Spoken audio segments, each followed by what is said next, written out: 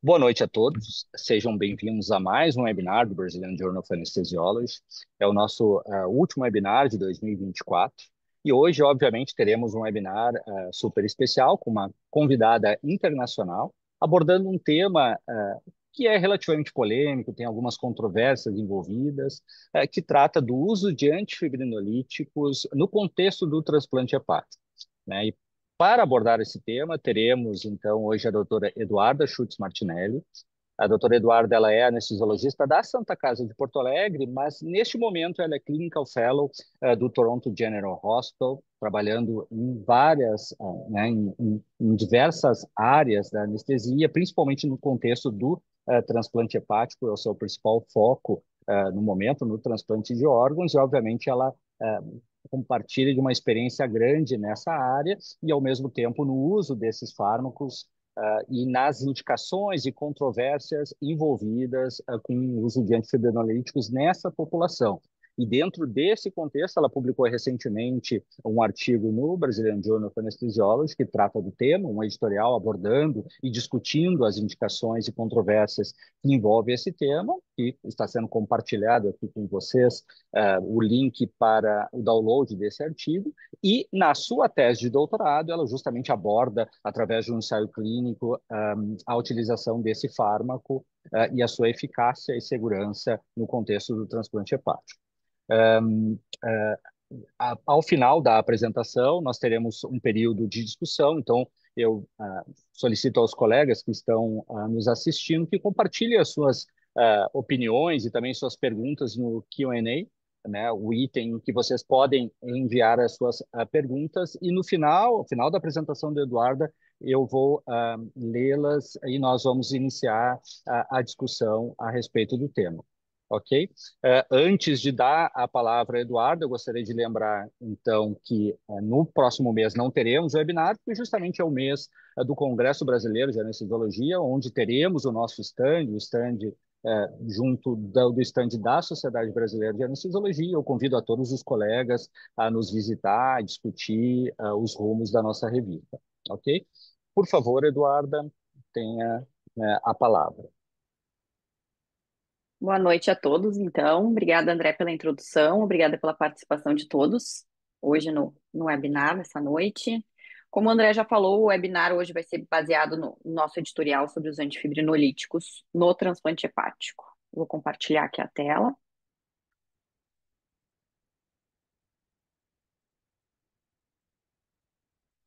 Conseguem visualizar minha tela? Sim. Isso, perfeito. Uhum.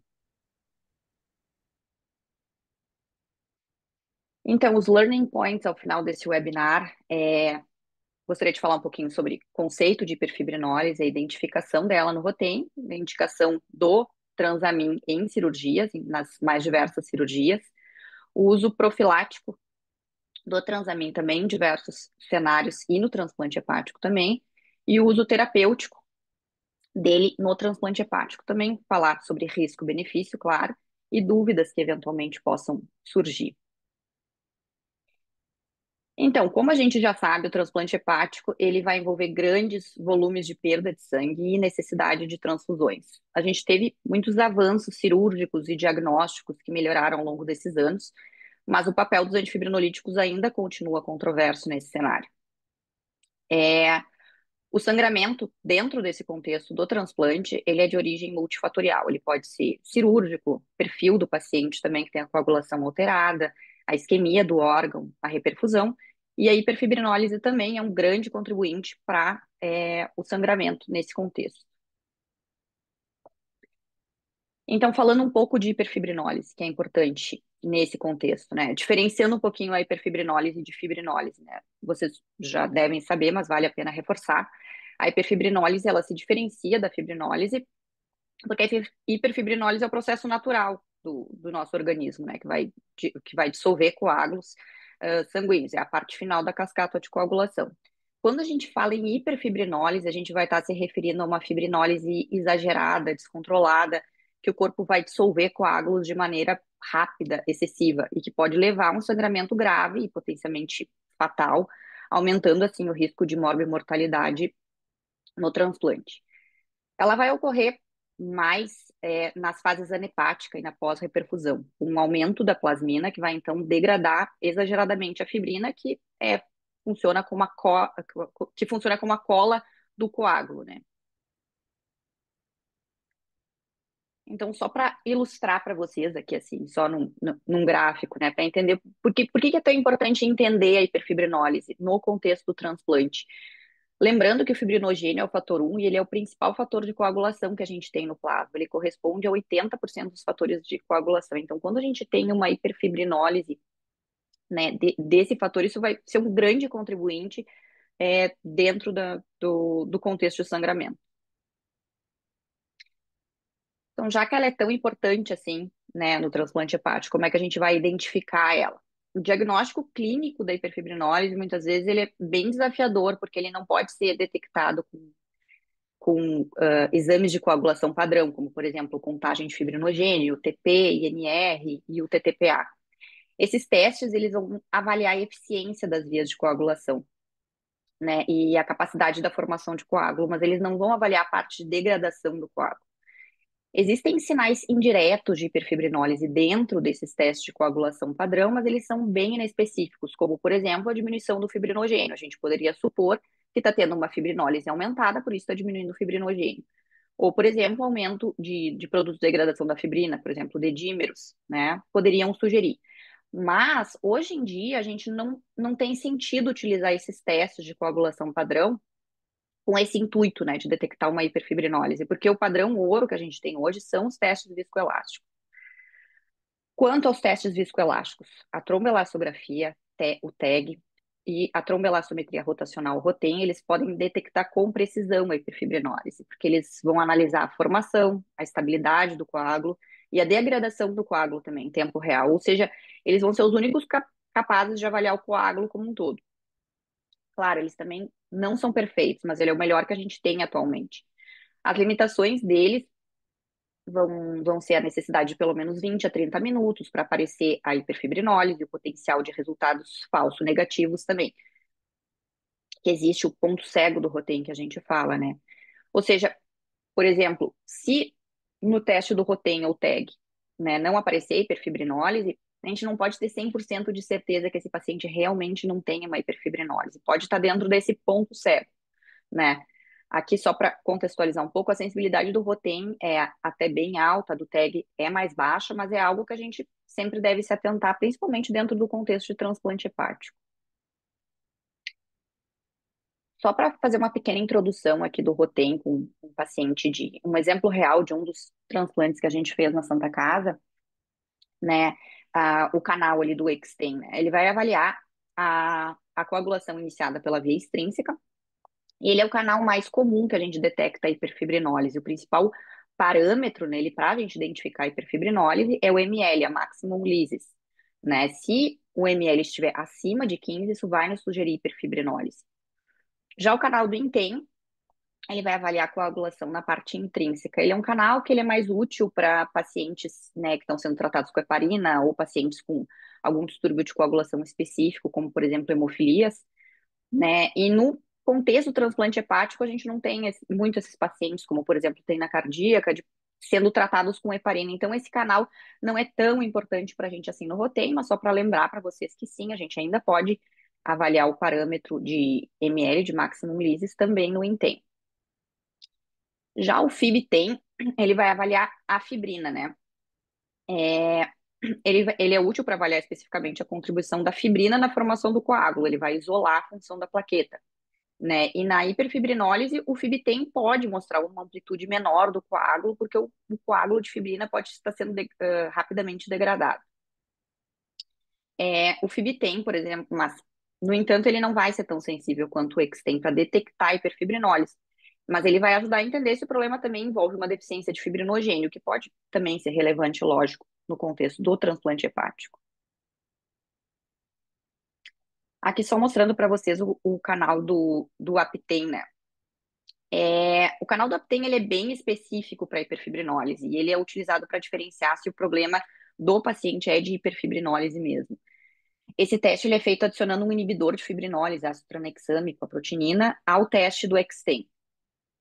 Se no aptem o coágulo se estabilizar, ou seja, se a lise excessiva diminui ou desaparece, ou seja, o coágulo fica normal, entre aspas, isso confirma que o paciente tem uma hiperfibrinólise mesmo, porque o coágulo ficou mais estável na presença de um inibidor de fibrinólise. Então, por que que a gente não vai usar ele tão frequentemente? Por exemplo, por que que na foto anterior que eu mostrei para vocês de um transplante real, a gente não usou aquele canal do aptem? Porque, na verdade, a única razão de aparecer hiperfibrinólise no extem é se o paciente tem hiperfibrinólise ou se é um artefato, né? Então, no contexto do transplante hepático, a gente nem vai pensar que aquilo poderia ser um artefato. A gente realmente parte do pressuposto que o paciente tem uma hiperfibrinólise.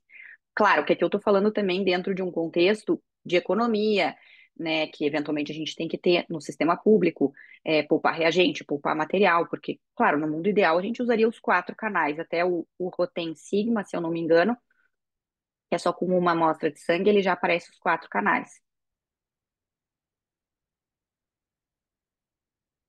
Então, aqui só para reforçar para vocês, né, a identificação da hiperfibrinólise de forma eficiente no Rotem, o principal canal que se é observado é o extem, que a gente vai focar o valor do ml. Maior que 15, sugere hiperfibrinólise. Reforçando também, se não aparecer hiperfibrinólise no Rotem, a gente não pode excluir o diagnóstico.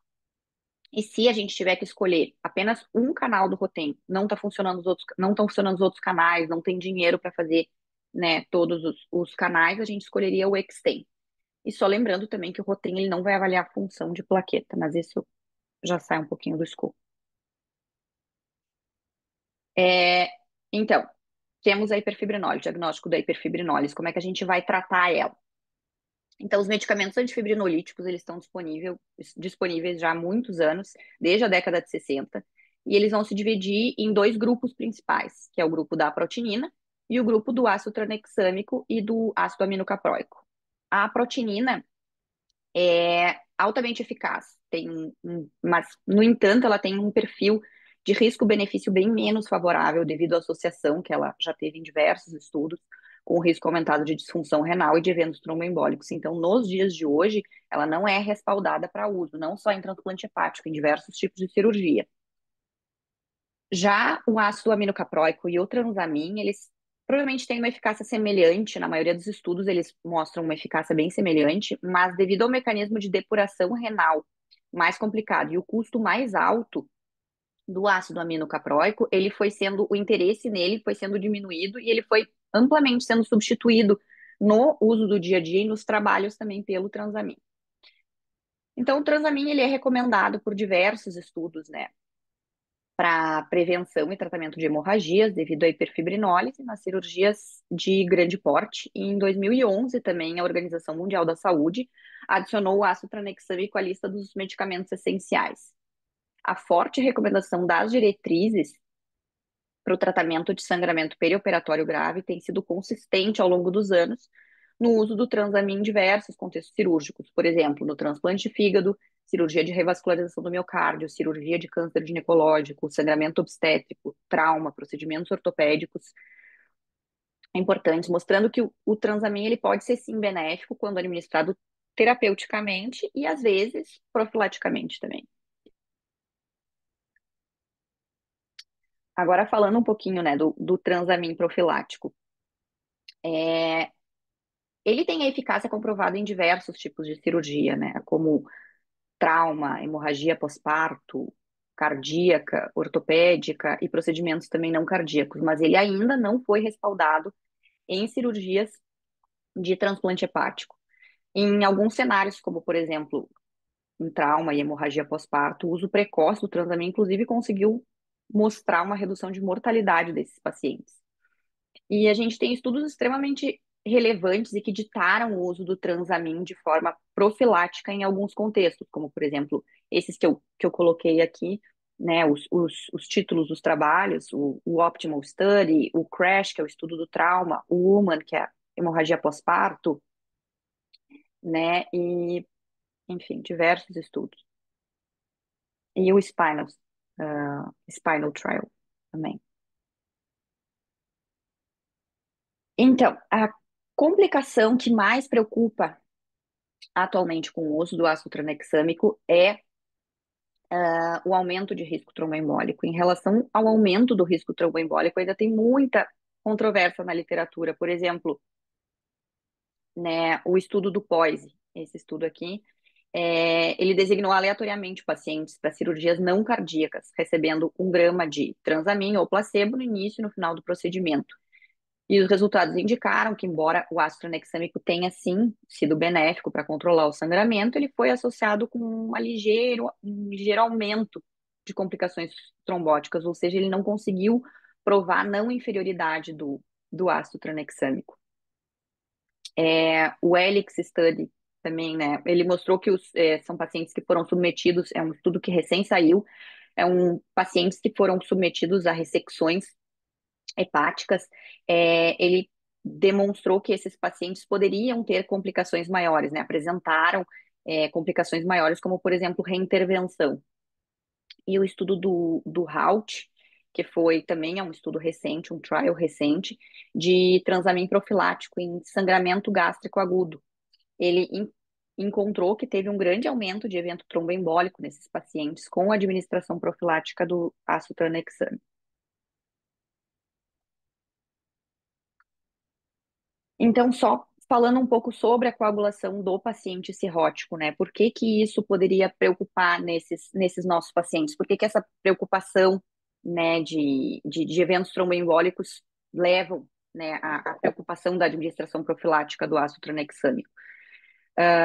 Os nossos pacientes cirróticos, eles têm tanto alteração de fator pró-coagulante quanto de anticoagulante. Então, por esse equilíbrio delicado, tem uma maior preocupação do uso do ácido tranexâmico profilático. Esses pacientes, eles vão ter um aumento da disfunção endotelial, com aumento do óxido nítrico, levando a uma maior proporção de sangramento e de anticoagulação também. E, ao mesmo tempo, ele também vai ter aumento de 2 fatores de coagulação, mas só de 2 fatores, o fator 8 e o de von Willebrand.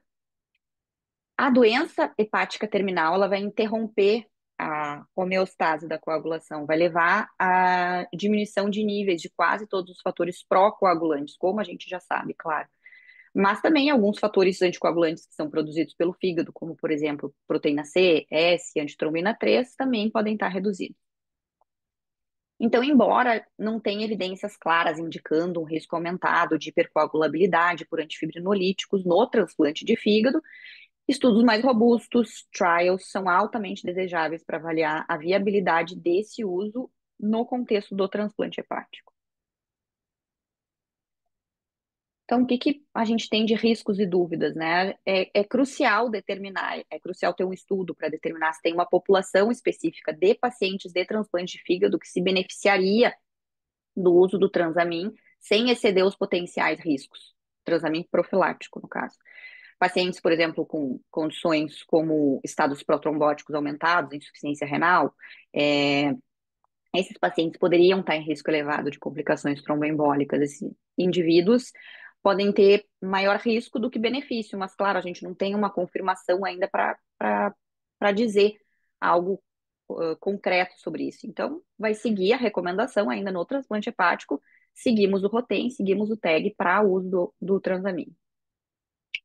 Além disso, a gente também sabe que depois que há a reperfusão do órgão, né, existe uma rápida recuperação da hiperfibrinólise na maioria dos pacientes, claro, que levanta questões sobre a necessidade e o impacto do transamin profilático dentro do contexto do transplante. Então, especificamente é incerto se o transamin alteraria significativamente a quantidade de hemoderivados necessária antes da estabilização da coagulação do paciente, e se por acaso realmente aparecer uma redução de transfusão, se isso se traduziria numa redução de mortalidade dos nossos pacientes. Falando agora sobre o transamin usado de forma terapêutica no transplante, né? Ele é apoiado por diversos estudos clínicos. Ao longo dos anos, a diretriz da Sociedade Europeia de Anestesiologia enfatizou nos seus guidelines consistentemente os benefícios do tratamento da hiperfibrinólise documentada em cirurgias de transplante de fígado. Então, a gente tem uma meta-análise, 69 trials, que indicou que o transamin reduziu os requisitos de transfusão de hemácias em comparação ao placebo, sem aumentar o risco de tromboses diversas. Um outro estudo, um corte retrospectivo de quase 1.800 pacientes, mostrou que o Transamin reduziu efetivamente as necessidades de transfusão de hemácia sem aumentar o risco de eventos tromboembólicos em uma ampla variedade de receptores de transplante de fígado, incluindo aqueles pacientes também que tinham baixo risco de sangramento e que até poderiam ter um maior risco de complicações tromboembólicas. Uma revisão da Cochrane com 33 ensaios envolvendo quase 2.000 pacientes submetidos a transplante não encontrou diferenças significativas na mortalidade em 60 dias dentro desses pacientes, taxa de retransplante ou aumento de incidência de episódios tromboembólicos entre os grupos de transamin e controle. As conclusões sobre os resultados, no entanto, foram baseadas, claro, em pequenos ensaios, né, pequenas amostras de pacientes. Então, com um risco, claro, tem que citar isso, um risco de aleatoriedade. Outra dúvida que surge dentro da administração do Transamin de forma hepática, né, a dose ideal para os pacientes com doença hepática para tratar hiperfibrinólise ainda é desconhecida. Atualmente, a gente usa ele em bolos de 1 a 2 gramas, ou no máximo uma administração de 30 miligramas quilo no total da administração para o paciente. Já no caso do ácido aminocaproico, se porventura alguém for usar o ácido aminocaproico, administrado em doses que vão variar de 0,25 a 2 gramas, até no máximo 5 a 10 gramas. Então, para fechando aqui o nosso webinar, atualmente a administração profilática de antifibrinolíticos no transplante de fígado, ela não é bem fundamentada e é prudente a gente basear as nossas decisões nos resultados dos testes viscoelásticos e evitar o uso rotineiro dos antifibrinolíticos nesses pacientes, até que outros estudos sejam concluídos. E a terapia antifibrinolítica, ela deve sim ser considerada para os pacientes do transplante com sangramento significativo que tem uma hiperfibrinólise suspeita ou confirmada pelos testes viscoelásticos. Em resumo também, entender os principais aspectos da coagulação perioperatória no contexto do transplante de fígado também é essencial para orientar o uso desses agentes antifibrinolíticos, mitigando os riscos adicionais nessa população que é vulnerável. E são necessários, claro, ensaios clínicos randomizados, controlados, com poder suficiente para determinar a eficácia e segurança do transamin profilático na população do transplante de fígado, antes que ele possa ser recomendado de forma rotineira. Eu sei que o André já comentou aqui, mas vale falar de novo, a minha tese de doutorado é justamente sobre isso, a administração é um trial, sobre a administração profilática, né, do transamin no contexto do transplante de fígado, e em breve a gente espera ter mais resultados para compartilhar aí com vocês. Muito obrigada. Perfeito, Eduardo. Consegue me ouvir bem? Consigo? Perfeito, muito obrigado. Excelente apresentação. Acho que foi uma apresentação super focada, nos deu bem a mensagem, né, de que nesse momento, mesmo que a gente eventualmente acredite na droga em diversos cenários, no contexto do transplante hepático, não há recomendação da literatura para administração profilática. Entrando na questão da administração para terapia, você citou ali a respeito do Rotem um ponto de corte de 15% de fibrinólise. Enquanto a gente aguarda os demais colegas a fazerem perguntas no nosso Q&A, a minha pergunta vai se você, na sua experiência e também pelo que você tem visto no Canadá, esse ponto de corte ele é seguido de maneira rigorosa? Só é feito o tratamento acima de 15% ou em sinais mais discretos de fibrinólise? Uma mudança do gráfico, do padrão do gráfico, mas permanecendo abaixo dos 15% no tempo de lise. Eles já tratam por aí ou não? Eles são mais conservadores e só acima de 15%? Então, essa é uma boa pergunta, porque como o ácido tranexâmico ainda é muito controverso em muitos cenários, e principalmente no transplante de fígado, eu acho que vai muito da experiência do serviço, né? Então, depende muito do serviço, depende, claro, do anestesista, do cirurgião também, que muitas vezes a gente compartilha a decisão com o cirurgião, Mas, sim, muitas vezes ele é administrado um pouco abaixo de 15%. 15% seria na literatura. Mas, por exemplo, está vendo que está com um grande sangramento, já corrigiu outros fatores. O paciente é um paciente grave, né? Tá com uma coagulopatia, não está aparecendo tanta hiperfibrinólise, ou até mesmo pode não estar aparecendo a hiperfibrinólise. Sim, é de bom senso, né, tratar com ácido tranexâmico esse paciente, mas não é uma conduta que em alguns serviços poderia ser feita, por exemplo, ou que alguns anestesistas concordariam. Então, acho que vai um pouco do bom senso, assim, a avaliação do contexto. Perfeito. Em termos de dose, você citou 1 a 2 gramas, até a dose máxima de 30 miligramas por quilo. Num cenário, por exemplo, num transplante hepático, 20% de lise, sangramento, você faz a dose inicial, provavelmente na faixa de 1 grama. Você repete esse roteiro quanto tempo depois? Caso documente que permaneça um certo grau de fibrinólise nos rotens subsequentes, existe um limite para ir? Você vai fazendo doses intermitentes de 1 grama? Qual é mais ou menos a estratégia que você procura utilizar e que você tem visto também no seu serviço? Então, também vai do bom senso, mas eu administraria primeiro 1 grama para esse paciente, ou 10 miligramas quilo, a primeira dose, e depois de determinado minuto, determinado período, por exemplo, 15 minutos, reavalia o rotem, né, e vê se ainda tem hiperfibrinólise. Acompanha com o cirurgião o sangramento e administraria mais 1 grama, ou administraria 10 miligramas quilo, mas lembrando de não passar de 30 miligramas quilo, que a gente tem um estudo já bem antigo, que, se eu não me engano, foi com 60 miligramas quilo que os pacientes tiveram aumento de convulsão, né? Então, assim, não é uma dose que a gente usa mais hoje em dia. Então, até 30 miligramas quilo no total para o paciente é bem respaldado utilizar. Mas é, é, poderia sim, né? Respondendo a tua pergunta, Uhum. poderia sim. Perfeito. E em termos de rotina da solicitação do TEG ou do ROTEM, num transplante hepático, vocês normalmente fazem um basal do paciente, faz um ROTEM pós-reperfusão, em que momento pós-reperfusão venosa, pós-reperfusão arterial, faz no pós-operatório, qual a rotina de investigação, o padrão de coagulação normal e também, obviamente, da hiperfibrinólise. Uhum. Tirando a parte, né, de viés financeiro, assim, não tendo esse viés financeiro, o ideal no cenário é fazer 3 rotem, né?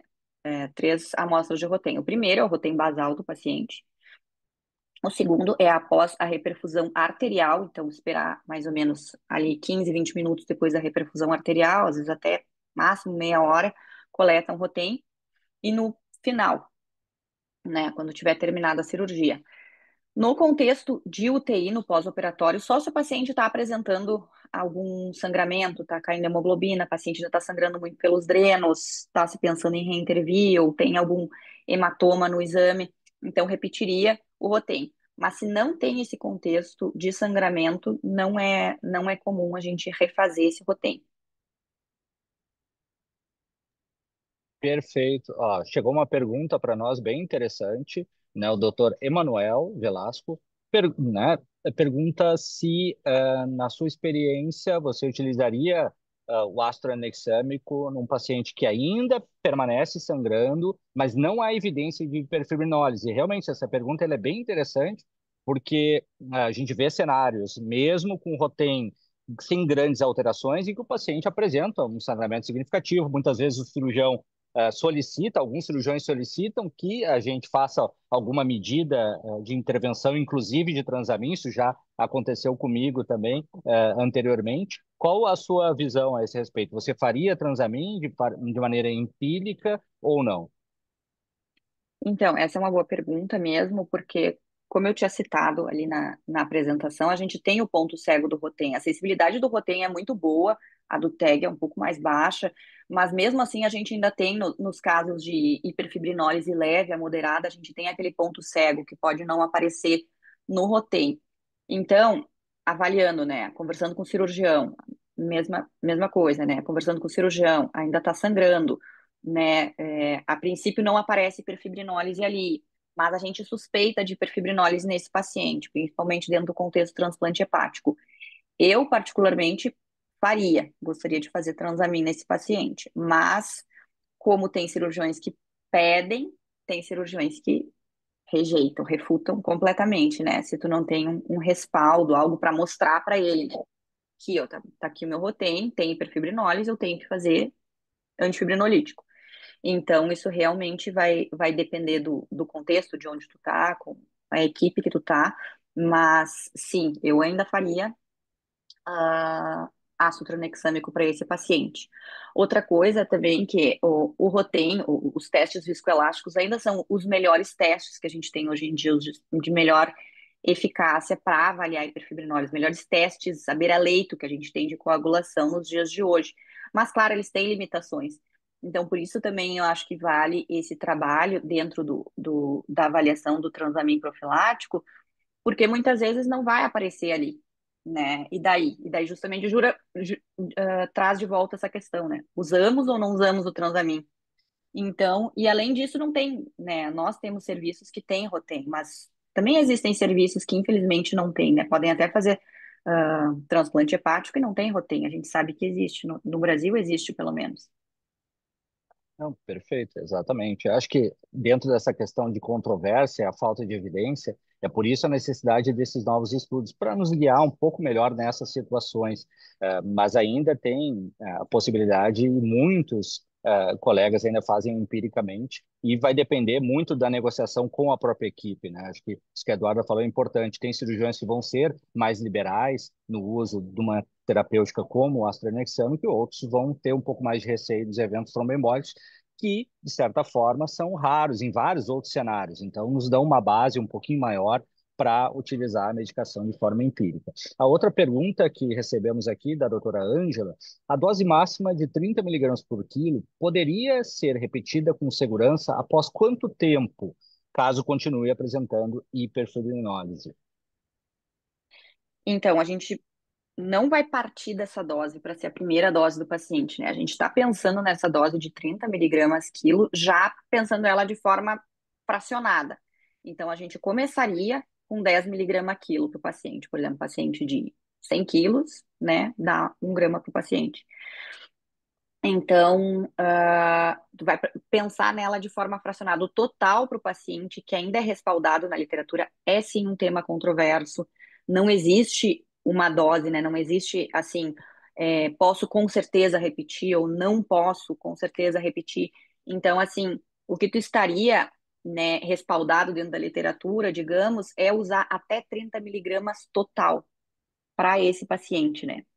Então, é uma pergunta também que ainda é controversa, que ainda fica um pouco em aberto e que a gente espera eventualmente ter uma dose ideal, né, total para o paciente, que a gente possa dar com segurança, que possa reverter esse sangramento, nos ajudando no contexto do sangramento transplante.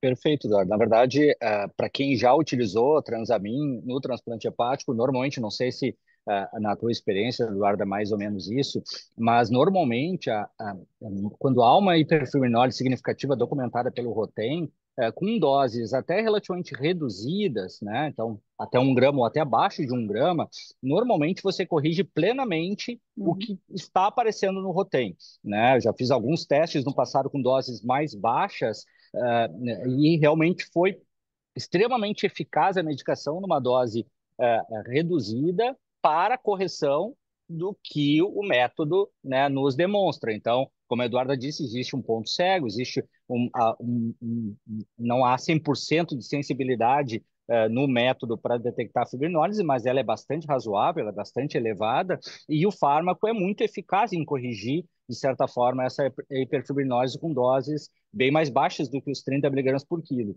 E como é uma droga que tem uma meia-vida que não é tão curta assim, normalmente dentro do período do transplante, 4, 5, 6 horas de transplante, eventualmente um pouco mais, é bem difícil. Eu, particularmente, eu não tive nenhum caso em que foi necessário uma dose maior do que 30 miligramas por quilo. Não sei se a Não, também Eduarda já não. teve algum caso ou Uh-uh. observou algo acima dessa dose. Então, é algo que normalmente nós não vamos nem chegar nessa dose. Normalmente vai ser 1 grama, no máximo um repique de mais 1 grama no final do procedimento. É bem difícil a gente observar a necessidade de doses muito elevadas. Ah, temos mais um comentário aqui do doutor Rafael Machado. Na bula profissional do Transamin fala em até 40 miligramas quilo hora. O que você tem algum comentário a respeito disso? 40 miligramas quilo hora. Eu jamais utilizei uma dose como essa, né? Eu também não. Então, acho que saiu aqui meu compartilhamento. É, Isso. 40 miligramas quilo hora é bastante. Ainda mais no É, contexto do transplante, né? Ali eles estão falando é, para outras cirurgias também. A gente está tentando adaptar aqui exatamente. para o É, contexto do transplante hepático. Então, como a gente já falou, né? A coagulação desses pacientes é bem diferente, assim. Então, é. imagina colocar lá 40 miligramas quilo hora, o cirurgião surta, né? Então, Mesmo na época da protinina, né, quando eu comecei a fazer transplante hepático com o Dr. Joel lá em São Paulo, na época nós usávamos a protinina em doses muito mais baixas do que era utilizado na cardíaca em termos de aprotinina naquela época. Então a gente já, mesmo que se usava profilático naquela época no contexto do transplante hepático, né, então ali final dos anos 90, início dos anos 2000, ainda tinham alguns serviços que utilizavam proteína de forma profilática em doses bem mais baixas. Então, no contexto de transplante hepático, com essas questões envolvendo o risco de eventos tromboembólicos de maneira bem significativa, até hoje controverso, como foi discutido pela Eduarda, a gente sempre trabalhou com doses mais baixas. Quando se fala na bula, né, você encontra em diferentes cenários, principalmente no da cardíaca, doses realmente muito elevadas de ácido tranexâmico. Mas eu, particularmente, precisaria checar essa bula especificamente em 40 miligramas por quilo hora, porque no Bart's Trial, quando ele chegou em cardíaca, ele chega para cirurgias de alto risco. Então, cirurgias de alto risco de sangramento em cirurgia cardíaca, então aorta ou reoperações, seria 30 miligramas por quilo a dose de ataque, 2 miligramas por quilo a dose no prime da SEC e 16 miligramas quilo hora, uma dose que eu particularmente não tenho coragem de fazer, não sei, Eduardo, mas nem em cenário da cardíaca eu chego a fazer essa dose, é, que já foi descrita em alguns estudos, mas foi a dose mais alta que eu encontrei descrita. Normalmente, assim, acho que no Instituto de Cardiologia do Rio, que o doutor Galhardo sempre falava, chegava a 5 miligramas por quilo hora, uma dose bem razoável, além dessas doses de ataque, entre 10 e 30 miligramas por quilo, cenário de cardíaca com doses mais elevadas. Sem dúvida alguma, eu não sei, até a Eduarda pode nos comentar a respeito da dose que ela usa no seu estudo, mas certamente, para o contexto do transplante hepático, trabalharemos com dose de ataque, dose de manutenção mais reduzidas. No seu estudo, para administração profilática, que dose você utilizou? então, só voltando um pouquinho, realmente são pacientes muito diferentes, né? Pacientes de cirurgia cardíaca, pacientes da cardíaca, pacientes do transplante, são pacientes bem diferentes. E essas perguntas que o pessoal está fazendo sobre a dose, né? Sempre vale a pena relembrar aquilo no transplante hepático. É um paciente com uma coagulopatia difusa. É um contexto cirúrgico que tem um sangramento cirúrgico, paciente coagulopata, tem a reperfusão, tem a isquemia do órgão, né? Então tem várias outras coisas envolvidas. Então não vai ser só a hiperfibrinólise, a gente vai ter que tratar essas outras coisas também. Mas agora falando sobre o estudo, o nosso estudo é sobre 10 miligramas por quilo, né? A dose inicial, a dose de indução, e depois 1 miligrama quilo hora até o final do transplante, né? Essa é a dose. Uma dose até razoavelmente baixa, né? Se for comparar com esses outros estudos de cardíaca, enfim. Por isso mesmo a gente usou uma dose até mais baixa para não correr maiores riscos, né? Perfeito, Eduardo. Pelo que eu vejo aqui no Q&A, não temos mais nenhuma pergunta.